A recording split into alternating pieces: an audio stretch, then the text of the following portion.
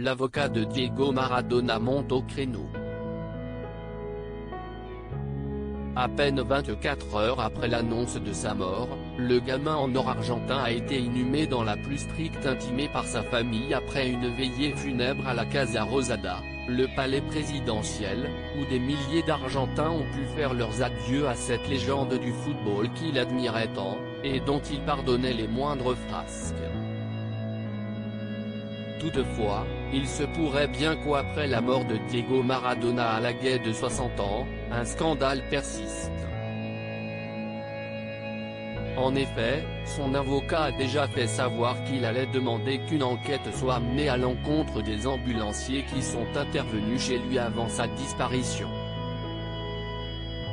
Dans un communiqué, Mathias Morla a dénoncé l'idiotie criminelle des secours qui sont selon lui intervenus trop tard pour tenter de sauver Diego Maradona, qui selon le rapport d'autopsie a été victime d'un œdème pulmonaire aigu secondaire et d'une insuffisance cardiaque chronique exacerbée. Cœur avec cardiomyopathie dilatée, rapporte le JDD.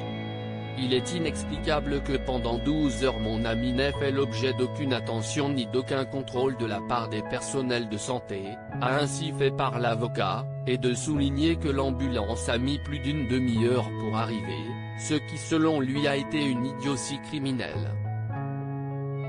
L'aveu déchirant de Diego Maradona lors de sa dernière interview. Malgré l'ouverture de cette enquête qui pourrait bien faire beaucoup de bruit, rien ne semble pour le moment éclipser la mort du Pibe del Oro, qui a provoqué une vague d'émotions à travers le monde, notamment en Argentine mais aussi à Naples, où Diego Maradona a joué pendant 7 ans.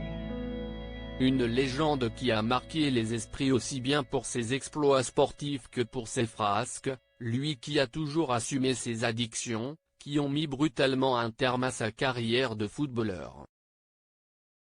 J'y suis allé et je suis très heureux, le football m'a donné tout ce que j'avais, plus que je ne l'avais imaginé.